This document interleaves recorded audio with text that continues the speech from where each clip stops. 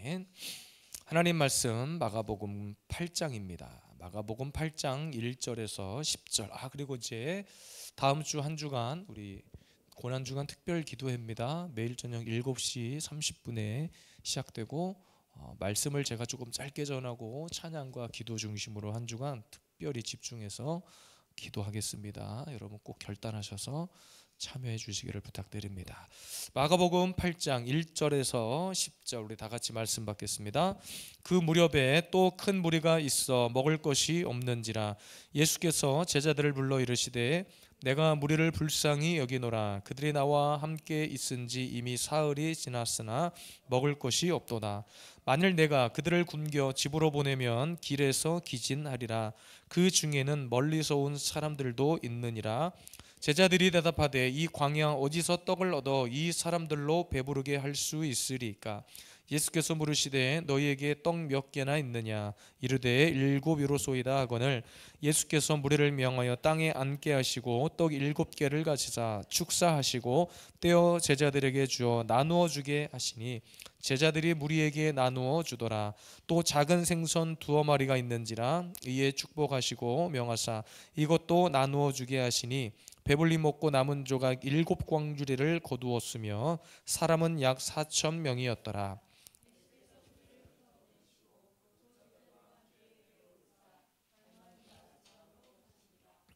아멘. 마가복음 강의 36번째 주제로 큰 무리 가운데 예수님이 하신 일, 이런 주제로 말씀을 전하겠습니다. 오늘 우리가 읽었던 본문은요, 흔히 칠병이어 기적이라고 합니다. 오병이어 기적과 비슷해 보이지만 담겨진 영적인 의미는 완전히 다릅니다. 쉽게 말해서 오병이어 기적의 주인공은, 그 대상은 유대인이었다면 오늘 본문의 이 칠병이어의 주인공은 이방인입니다. 그래서 여러분, 우리가 많은 학자들, 목사님들 영적인 견해를 말씀하실 때 아예 오병이어는 초림의 역사, 그리고 칠병이어는 재림의 역사를 상징적으로 보여준다, 맞는 이야기입니다. 그러나 우리는 그런 부분의 접근보다는 일단 말씀 안에 담겨진 저와 여러분들에게 함께 나누고자 하는 복음적인 의미가 있는데, 오늘도 모여있던 큰 무리 속에서 주님이 어떤 일을 행하셨는가입니다. 그리고 그 안에 담겨진 깊은 메시지가 있어요. 예수님은 단 한순간도 한 영혼에 대한 마음을 놓지 않으셨어요. 이번 주일 말씀을 또 계속 묵상하고 또 원고도 만들고 정리를 하는 중에 다시 한번 그 부분을 저는 또 묵상했던 거예요. 예수님께서 죽으시기 위해서 예루살렘으로 딱 입성하시면서도 그 순간에 가장 먼저 떠올렸던 것은 한 영혼이에요. 한 영혼. 죽어야만 살 수 있는 길을 가신 분이 예수님이잖아요. 굳이 그렇게 하지 않아도 되었지만 그 길을 가신 이유는 영혼 때문이었습니다. 오늘도 무리 가운데 예수님께서 어떤 일을 행하셨는가, 저와 여러분들을 위해서 주님은 어떤 일을 행하셨는가, 단지 기적에 대한 이야기가 아니라 그 기적 속에 담겨진 복음이 무엇인지를 함께 깨닫기를 원합니다. 무리 속에서 예수님이 하신 첫 번째 일은 불쌍히 여겨주셨다는 거예요. 무리를 불쌍히 여기셨다는 거예요. 본문 2절입니다. 내가 무리를 불쌍히 여기노라. 그들이 나와 함께 있은지 이미 사흘이 지났으나 먹을 것이 없도다. 불쌍히 여기셨던 구체적인 이유가 뭡니까? 그들이 처해 있는 힘든 상황을 이해했기 때문입니다. 오늘 말씀에도 먹을 것이 없다, 먹을 것이 없었기 때문에, 이것은 단순히 육적인 어떤 떡 수준에서 이야기를 하고자 하는 것이 아니에요. 그들의 심령 상태를 두고 하셨던 말씀입니다. 예수님은 그래서 여러분, 항상 저와 여러분들을 보실 때, 한 영혼을 향한 영적인 눈으로 바라보실 때 예수님 자신이 필요하다고 하는 관점에서 시작을 하는 거예요. 예수님 자신이 아니면 그들의 아픔, 그들의 필요를 채울 수 없다고 보시는 거예요. 다시 말하면 우리의 부족함을, 우리의 나약함을 주님이 채우시겠다는 겁니다. 나의 부족하고 힘든 것을 내가 열심히 노력하고 돈 벌어서 채울 수 있겠죠. 어느 정도는. 이 땅 차원의 관점에서는. 그러나 주님이 오늘도 영혼을 불쌍히 여기셨던 것은, 저와 여러분들을 불쌍히 여겨주셨다는 것은 우리가 먹을 것이 없기 때문이 아니에요. 우리가 살 집이 없어서가 아닙니다. 우리의 심령 그대로를 주님이 보셨기 때문입니다. 본문 3절에 이렇게 기록해요. 만일 내가 그들을 굶겨 집으로 보내면 길에서 기진하리라. 오늘도 주님이 내 안에 영적인 것들을 공급해 주지 아니하시면, 오늘도 우리가 예배하지 않으면, 오늘도 내가 주님 앞에 기도하지 않으면, 내 안에 영적인 것들이 채워지지 않으면 우리는 기진하여 쓰러질 수밖에 없는 거예요. 그러니까 오늘 본문에 등장한 배고프고 굶주린 이 영혼들의 영적인 상태가 지금 저와 여러분들의 상태라는 거예요. 하나님의 말씀, 하나님의 것으로 채워지지 않으면, 주님이 나와 함께하지 아니하시면 우리는 기진하여 쓰러질 수밖에 없는, 정말로 여러분 이 시대의 많은 영적인 상태를 보여주고 있는 겁니다. 많은 사람들이 오늘 무리 속에서 끝없는 배고픔에 괴로워했죠. 먹어도 그렇고 벌어도 그렇고 만족함이 없는 거예요. 왜? 채워지지 않기 때문에. 돈 많이 벌어보셨잖아요. 많이 먹어봤잖아요.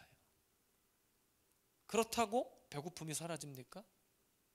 그렇다고 내 안에 풍족함이 확 유지가 되던가요? 좋은 집에 살아보니까 그냥 기쁘고 날마다 행복이 넘치고 그러던가요? 자녀들 입장에서 좋은 직장에 취업하고 좋은 대학에 가서 막 미국 하버드 유학을 가고 서울대를 가면 뭐하냐고요? 그 안에 채워지는 것이 없으니까 엉뚱한 짓 하잖아요. 머리는 똑똑한데 사는 모습을 보면 엉뚱한 짓 하는 거예요. 그래서 통계적으로 살인사건을 일으키거나 강도짓을 하거나 어떤 사기 사건을 벌이는 사람들의 IQ가 상당히 높아. 그리고 그들의 학력도 높아. 배운 것을 뭐에다 써먹는 거예요? 그것에 써먹는 거예요. 왜? 진짜 자기가 공부하고 열심히 노력한 것으로 채워지지 않는 그 무언가가 있어. 여러분, 우리가 진짜 하나님을 만나고 예수님을 만났다는 것은, 지금 이렇게 영적으로 메말라가는 이 시대에 가장 필요한 분은 우리 예수님밖에 없습니다. 육적인 눈으로 바라보면 그냥 단순히 예수님이 가지고 있는 오병이어 칠병이어를 가지고 우리의 배고픔을 해결해 주셨다 정도로 끝날 수 있어요.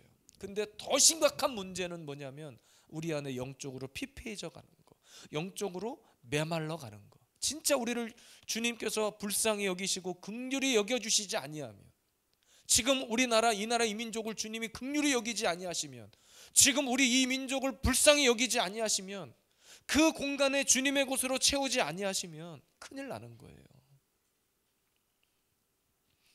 우리가 잊지 말아야 될 것은 예수님이 우리의 영원한 생명의 떡이 되어 주신다는 거예요. 예수님이 우리의 생수의 근원이 되어 주신다는 거예요.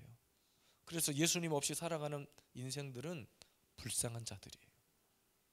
신앙생활은 하되 말씀이 채워지지 않고 말씀 중심이 되지 않으면 불쌍한 삶을 살 수밖에 없는 거예요.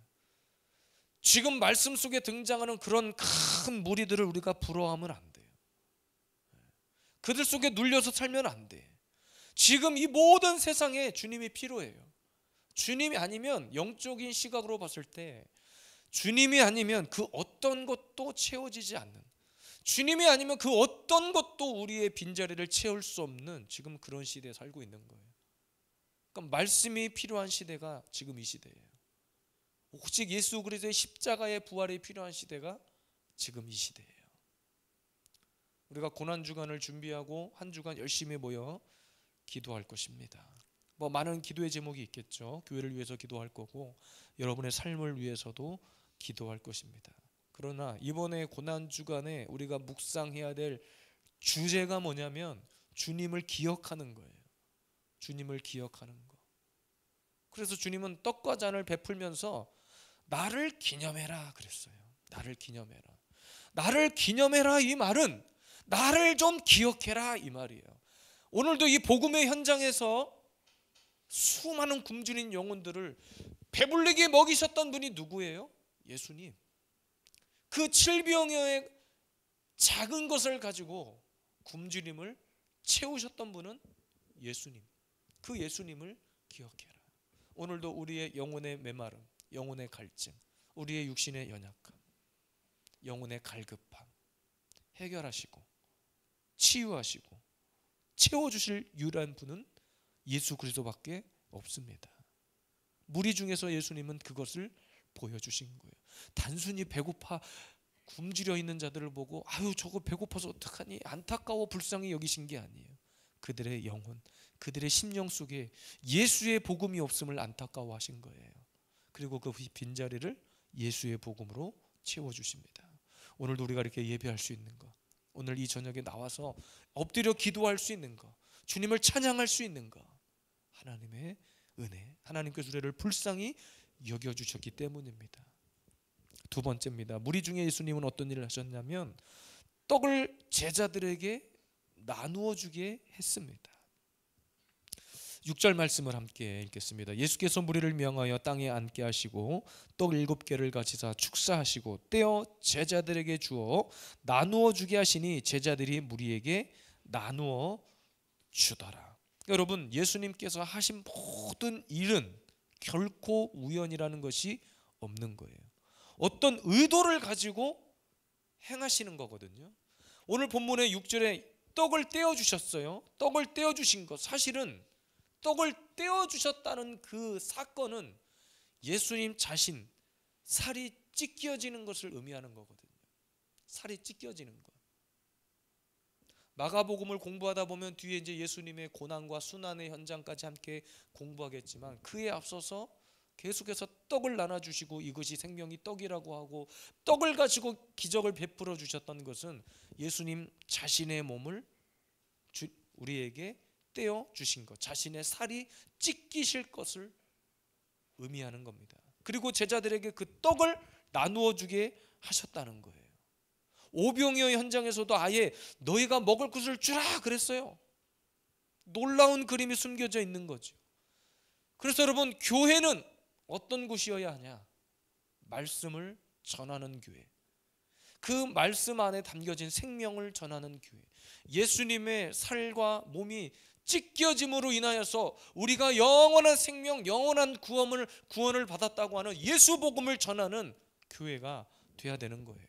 그게 저와 여러분들이 구원받은 저와 여러분들이 이 땅에 사는 동안 해야 할 일입니다. 그것이 목사의 사명이고 교회의 사명인 거예요. 여러분이 가는 곳곳마다 오늘 제자가 되어서 예수 그리스도가 주시는 떡을 나눠주는 거예요. 우리가 주일날 성찬식을 하며 떡을 먹고 포도주를 마시는 이유가 뭐예요? 그것을 가지고 아까 말씀드렸죠. 뭘 하라? 나를 기억해라. 너를 위해 내가 죽었다. 너를 위해 내가 십자가를 지었다. 그 사실을 기억하라는 거예요. 교회는 예수님을 나누어주는 곳입니다. 다음 주 토요일은 저희 교회에서 목사님들이 오셔서 샬롬 축복 전도를 하는 날이에요. 그리고 마침 부활절 전날 토요일이란 말입니다. 고난주간이 다 끝난 마지막 토요일 날.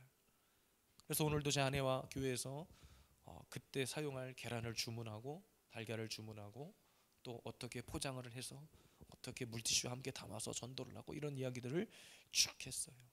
우리가 부활의 소식을 전하는데 작년에도 보니까 사람들이 계란을 나눠주니까 다 받으시더라고요.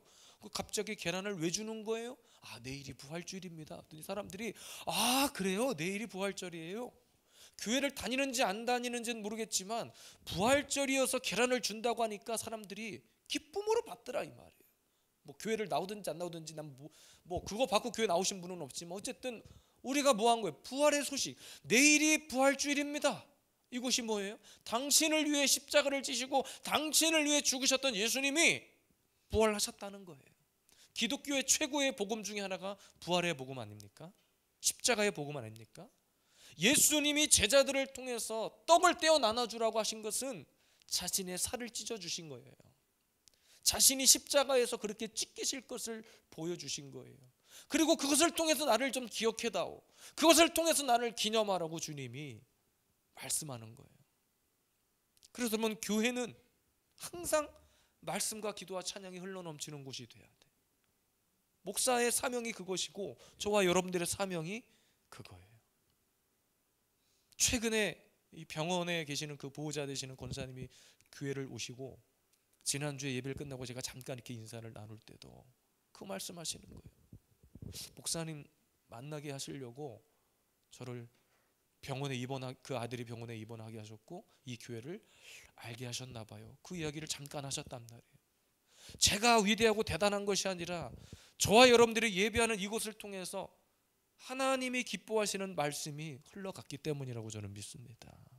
말씀이 흘러가니까, 말씀이 흘러넘치니까 그 말씀 때문에 교회에 나오는 일들이 벌어지는 거예요. 그래서 교회의 부흥은 말씀의 부흥이에요. 첫 번째는 교회의 부흥은 말씀의 부흥이 돼야지, 사람이 그냥 막 차고 넘치는 것 때문에 아마 여러분 여기서 제가 개척하고 막 한두 달 만에 이곳에 사람들이 막 차고 넘쳤으면 제가 엄청 교만했을 것 같아요.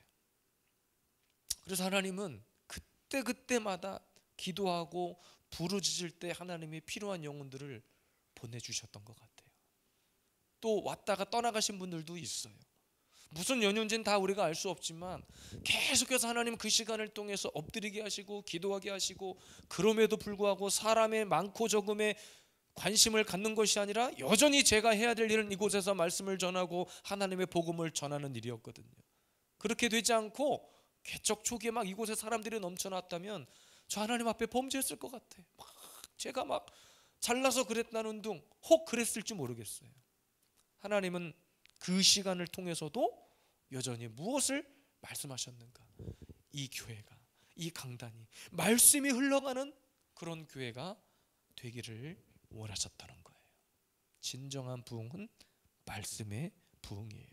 그래서 성도인 여러분들도 가장 먼저 기도를 하고 무엇을 하고 선교를 하기에 앞서서 먼저 말씀을 받아먹는 훈련이 되어 있어야 되는 거예요. 말씀을 받아먹지 않았는데 기도가 되는 것은 없어요. 기도도 내가 깨달은 말씀, 나에게 주신 말씀을 붙들고 기도를 하는 거예요. 먼저는 말씀입니다.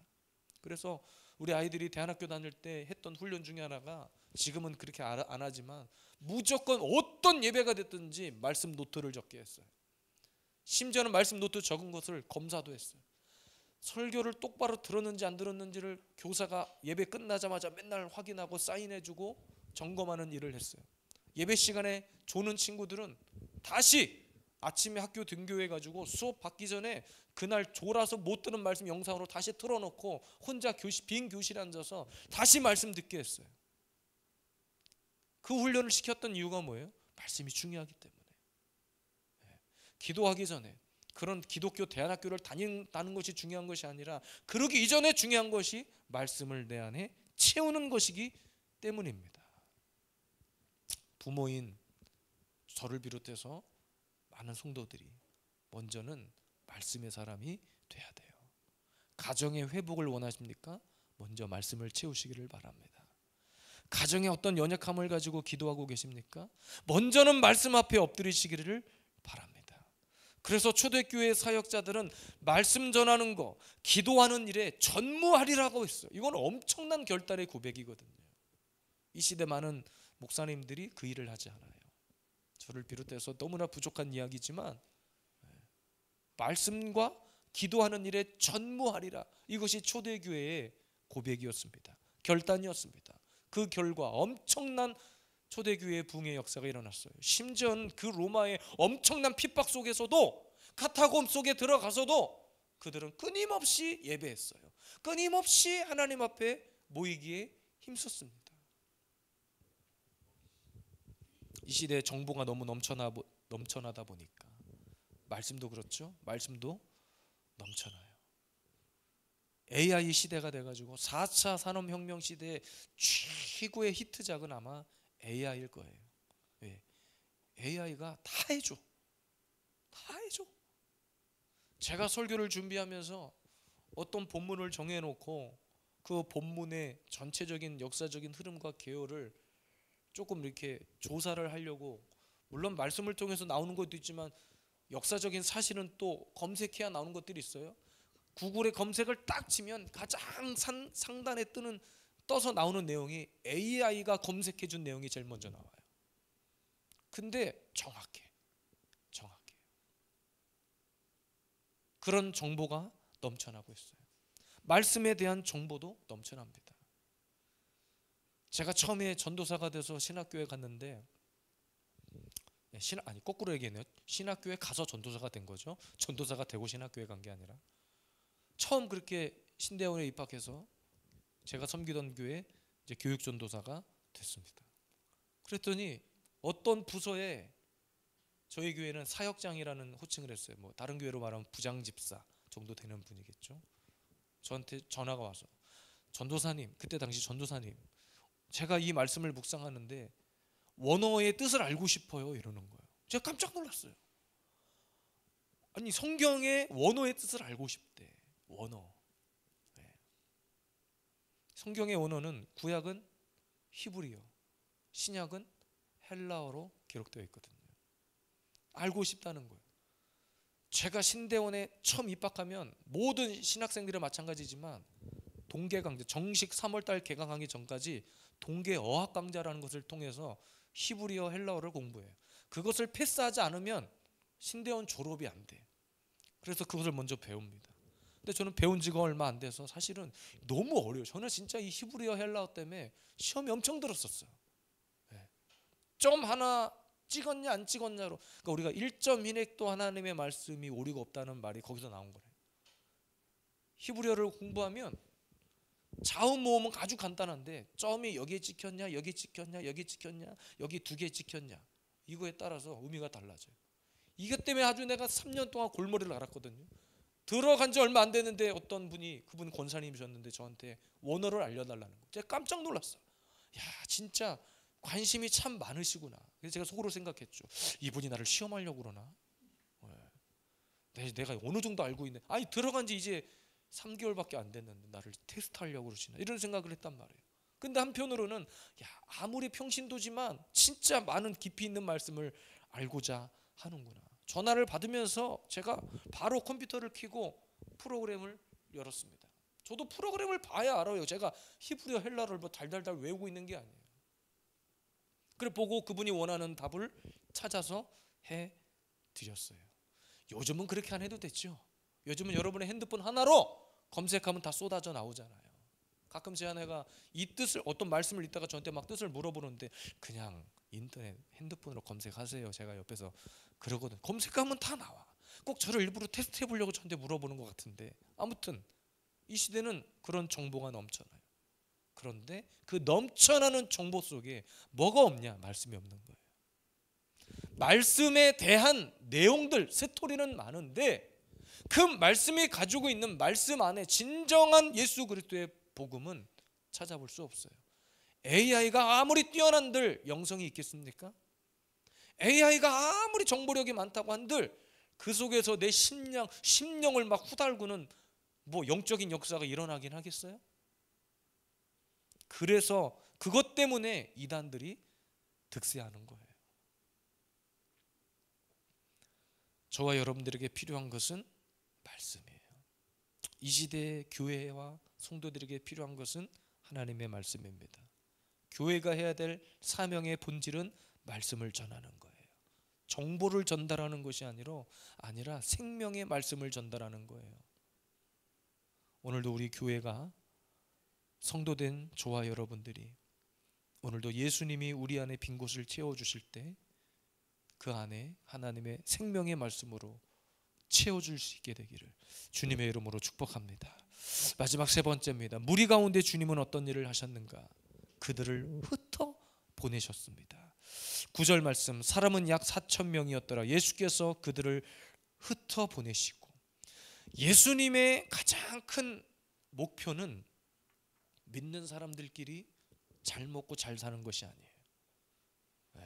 우리끼리 이곳에서 그냥 뱉어져 죽고 막 잘 먹고 잘 사는 그런 것을 꿈꾸는 것이 아니라, 오늘도 내 안에 주님의 말씀으로 채우셨죠?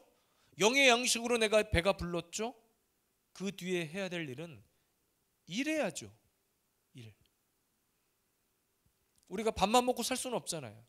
밥을 먹고 배부른 상태에서 우리는 또 열심히 다음 일을 하는 거예요. 다시 말해서 흩어져 세상을 변화시키라는 거예요. 주님이 저와 여러분들에게 진짜 원하는 것은 주님이 채워주시는 말씀으로 내 안에 채워진 예수 그리스도의 영의 양식을 가지고 세상을 향해 나아가라는 거예요. 교회는 고립되어 있는 것이 교회가 아니에요. 제가 이번 주 중에도 어떤 목사님들 초대를 받아서 그 모임에 잠깐 다녀왔는데 어떤 원로 목사님 한 분이 오셔갖고 그 얘기를 하시는 거예요. 이렇게 어떤 목사님들이 오셨고 누가 안 오셨고 있는 얘기, 이제 그 부분들을 체크하다가 몇몇 목사님들이 못 오셨어요. 어떤 사정들이 있으셨어. 근데 그 원로 목사님 되시는 목사님 이런 얘기를 하셨단 말이에요. 목회는 절대로 고립되어 있어서 할 수 있는 것이 아니다. 우리가 세상을 변화시켜야 되는데 무엇으로 세상을 변화시키느냐? 물론 하나님의 말씀으로 세상을 변화시키는 거예요. 왜? 먼저 말씀으로 나를 채워주셨기 때문에 나가는 거예요. 내 힘과 능력이 아니에요. 내 안에 채워진 말씀으로 하는 것이지. 왜 예수님은 무리 속에서 그들을 흩으셨는가? 왜 우리가 나가서 복음을 전하고 왜 구원받은 자의 사명을 감당해야 되는가? 하나님이 저와 여러분들을 부르신 이유는 우리가 이곳에서 배 터져 죽는 것이 아니라 세상을 향해 나아가서 예수 그리스도의 복음으로 세상을 변화시키라는 거예요. 말씀의 선한 영향력을 가지고 살아가라는 거예요. 그 제가 말하잖아요. 제가 우리 교회는 특별한 일이 없으면 종이로 만든 전도지는 따로 만들지 않겠다 그랬어요. 그 이유가 뭐라고 그랬습니까? 여러분의 얼굴이 전도지가 되어주라는 거예요. 여러분의 삶이 전도지가 되어주라는 거예요. 야, 그래서 교회를 다니고 예수님 믿으려면 저 집사님처럼 하면 돼. 저분이 예수비전 세움교회 집사래. 야, 저분이 예수비전 세움교회 권사님이래. 야, 저분이 예수비전 세움교회 장로님이래. 야, 저 학생 보니까 야, 진짜 믿으려면 저렇게 믿어야 되겠더라. 우리 찬이가 고등학교 들어가서 1학년 때 담임 선생님이 이제 목회자 자녀인 걸 알고 깜짝 놀랐던 사실 중에 하나가 새벽 예배 다닌다는 것을 얘기를 듣고 깜짝 놀란 거예요. 학교를 항상 일찍 갔거든요. 그 불가피하게 일찍 간 거예요. 사실은 차가 밀리는 시간 피해서 일찍 간 것뿐인데, 물론 새벽 예배도 드렸죠. 근데 선생님이 보더니 깜짝 놀란 거죠. 아니, 주변에 목회자 자녀가 뭐 한두 명이 있겠습니까? 미션 스쿨인데. 근데 찬이하고 몇 마리 나누다 보니까 쓰는 단어도 조금 다른 것 같고 뭔가 애가 조금 이렇게 달랐던 모양이에요. 나중에 알고 보니까 학교를 항상 일찍 오고 이렇게 하는 걸 보니까 대화를 하던 중에 새벽 예배를 다닌다는 얘기를 들었대요. 큰일 났네 이제. 다음 주부터 새벽 예배 빠지면 이제 큰일 났네. 그러니까 여러분, 뭔가 달라도 달라야 돼. 우리는 세상에서 보여지는 얼굴의 이미지가 복음이 전해지는 첫 번째 통로라니까요.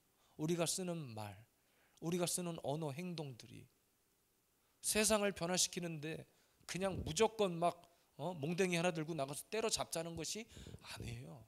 무조건 길거리 나가가지고 깃발 흔들자는 얘기가 아니에요. 세상은 우리를 주목합니다. 뭘 주목하느냐? 우리가 어떻게 살아가는지, 우리가 무리 속에서 어떤 말을 하고 어떤 삶의 모습을 가지고 살아가는지, 그들은 우리의 얼굴을 주목합니다. 그래서 예수님은 훈련된 제자들을 데리고 다니시다가 어떤 타이밍이 딱 되면 항상 그들을 흩으셨어. 둘씩, 셋씩 이렇게 흩으셨어요. 가서 비판도 받아보고, 가서 고난도 당해보고, 가서 축복을 빌어주는데 너희들을 영접하지 않으면 그냥 먼지도 털고 나와버리고, 전대의 옷을 두 벌을 입지 말라고 하신 것은 평생 가서 너 한 벌만 가지고 살아라가 아니라 거기서 너를 영접해주는 그곳에서 준비된 옷, 준비된 섬김을 받으라는 거였어요. 그리고 흩어버리셨습니다. 우리가 기도하는 목적이 뭐예요? 예배 드리는 목적이 뭡니까? 하나님 앞에 은혜를 구하고 기적을 구하는 것이긴 하지만 하나님이 그렇게 기도의 응답을 주셨어요. 그거 가지고 그 다음에 우리가 해야 될 일은 세상을 향해 나아가는 거예요. 아, 내가 이런 상황에서 이렇게 기도했더니 하나님이 나를 이렇게 고치셨어. 하나님 우리 가정에 이런 놀라운 은혜를 베푸셨다 이거예요. 최근에 우리 한명자 집사님 막 간증이 막 넘쳐나고 계시잖아요. 불가능을 가능케 하시는 하나님을 우리가 보잖아요. 그것만 놓고 봐도 그렇게 하나님 앞에 기도하는 엄마의 우리 어머니가 믿는 하나님이 진짜 하나님이구나, 진짜 살아계시는구나. 여러분, 그것이 세상을 변화시키는 첫 번째 원리라는 거예요. 그래서 우리는 결국에는 흩어지는 교회가 되어야 돼요. 제가 여러분들 다 흩어버리겠다는 게 아니에요. 빨간 날, 수요일 날, 금요일 날이 되면 본부로 모여! 이곳이 베이스 캠프예요. 모여서 뜨겁게 다시 말씀으로, 기도로 충만해지고 다시 또 평일날 여러분의 삶의 바운더리로 여러분들을 저는 파송합니다. 그곳에서 하나님의 말씀으로 아름다운 역사를 이루어가는 거예요. 삶의 구석구석으로 들어가는 겁니다. 잘못된 은사자들이 뭘 가르치냐면 무조건 골방으로 들어가래. 골방 기도가 너무나 우리에게 좋은 영적인 의미가 있지만 골방으로 들어가서 그 다음 단계로 나아가야 될 거 아니에요. 골방에 들어가서 훈련이 되어지고 내 안에 영적인 것들이 쌓여졌으면, 그 안에서 하나님의 음성을 들었으면 이제는 세상을 향해 나아가야 될 거 아니에요.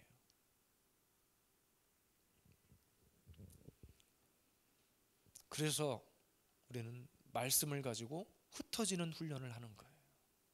제가 이렇게 목사님들하고 일주일에 한 번씩 토요일 날 만나서 샬롬 축복 전도를 하잖아요. 가장 제 개인적인 입장에서 전도지를 나눠주고 이렇게 하기에 가장 쉬운 작업이 아파트 전도더라고요. 아파트 전도. 그래서 목사님들이 모여서 아파트 단지를 하나씩 맡아요. 그래서 이렇게 흩어요. 한 분씩. 요즘은 아파트 현관, 1층 현관이 다 비밀번호로 보안으로 막혀져 있어서 어디로 들어가야 되냐면 지하 주차장으로 들어가 가지고 사람들이 나올 때 쫙 이렇게 올라가야 되더라고. 올라가야 돼. 그래서 전도지를 가지고 문고리 전도를 합니다. 문고리 전도에 딱 전도지를 붙이면서 기도를 하는 거예요. 그거 중에서 두 종류가 있어요. 전도지를 붙이는데 아파트가 요즘은 엘리베이터에서 딱 내리면 양쪽에 두 세대가 있는 아파트가 있고, 조금 옛날 아파트는 이렇게 복도가 돼가지고 복도를 쭉 가면서 쫙쫙쫙쫙 붙이고 가는 식의 전도가 있어요. 어떤 전도가 됐든지 간에 한 동이 됐든 두 동이 됐든 나에게 맡겨진 그 아파트 단지 하나에 딱 복음을 다 붙이는 거예요. 그리고 어떨 때는 복음을 스티커를 붙이려다가 누가 문을 열고 확 나가지고 서로 깜짝 놀라가지고 하다가 예수님 믿으세요 이럴 때도 있었단 말이에요. 참 재미난 일들이 많아요. 제가 몇 주 전에 이렇게 참석했던 그 선교회 1박 2일 캠프 모임이 있었는데, 거기서 어떤 목사님이 이런 간증을 하셨어요. 아파트 전도를 하는데 하도 아파트 경비원 그 부녀회에서 민원이 계속 들어와가지고 자꾸 전도를 막 방해하고 못하는 일들이 생겼어요. 근데 그 목사님이 끝까지 포기하지 않았어. 어떻게 했느냐? 그 아파트 동을 전담하는 택배 기사를 잘 어떻게 꼬셔가지고 잘 이렇게 해가지고 그 택배 기사가 오는 시간에 맞춰가지고 딱 원플로 원으로 껴서 아파트에 들어가가지고 딱 또 붙이는 거예요. 또 그 아파트 단지에 살고 계시는 그 교회 성도님이 계셨대. 다 그 성도님을 통해서 그 아파트 단지에 뭐가 필요하고 누가 부녀회장 대빵이고 이걸 다 정보를 가지고 다 그 사람들을 만나가지고 아주 구워 삶았다는 거예요. 근데 여러분, 결국에는 말이죠, 그렇게 전도의 씨앗을 뿌렸던 결과가 어떻게 됐냐면 하나님께서 이제는 복음을 전하는 것뿐만 아니라 이제는 그 교회를, 그 아파트에 살고 있는 분들이 찾아오는 단계까지 되게 하신 거죠. 우리가 세상을 변화시킨다는 것은요, 무슨 세상의 정치를 바꾸고 나라를 바꾸고 그것이 아니에요. 예수 그리스도의 복음으로 무장된 저와 여러분들이 영적 전투를 벌여서 한 영혼을 찾아내는 거예요. 한 영혼을 세워내는 거예요. 오늘도 예수님은 무리들 앞에서 마지막에 행하셨던 것은 결국 그들을 흩으셨죠. 흩으신 이유는 너희들의 치워진 것을 통해서 세상에 나가서 말씀을 전하고 복음을 전하고 그렇게 살라는 거예요. 그렇게 살 때 주님은 또 우리 안에 영적인 배부름을 허락해 주십니다. 이 땅에 많은 성도들이 허덕이고 있죠. 나라도 허덕이고 있고 이제 조기 대선이 얼마 남지 않아서 정말로 나라가 혼란스러운 것이 빨리 매듭져야 할 텐데, 여러분 그래서 투표도 잘하셔야 돼요. 기도 많이 하셔서 그냥 나는 무조건 이쪽이야 나는 저쪽이야가 아니라 말씀을 통해서 하나님이 주신 관점대로 어떤 당을 뽑아야 그 당이 추구하는 그런 정책들이 하나님 나라의 질서에 부합할 수 있는가. 여러분 정말 하나님 앞에 기도하시고 투표도 잘하시기를 바라요. 오늘 예수님께서 우리 교회에게 주신, 그리고 저와 여러분들에게 주신 마지막 비전은 뭐냐? 세상 가운데 흩어져 불꽃이 되라는 거예요. 예수 비전 세움교회는 말 그대로 세움교회입니다. 어딜 가서든지 누구를 만나든지 사람을 세우라는 거예요. 그 비전을 주셨습니다. 이제 저와 여러분들이 해야 될 일은 이곳에서 여기가 좋사오니가 아니라 여기서 충전한 영적인 것들을 가지고 세상을 향해 나아가십시오. 여러분들에게 맡겨진 영혼들을 향해 나아가십시오. 그리고 여러분 또 내 안에 영적인 갈급함이 찾아오거들라 다시 본부로 모이십시오. 모여서 다시 부족한 것들을 채우고 다시 채워서 담대함으로 말씀 들고 나갑시다. 이제 돈 나눠주고 물품 나눠주는 그런 전도의 단계를 넘어서 그들의 영혼에 줄인 것까지 채워줄 수 있는 정말로 성숙한 하나님의 제자 일꾼들이 되어서 끝까지 하나님 나라에 살아남은 그루터기들이 되시기를 주님의 이름으로 축복합니다.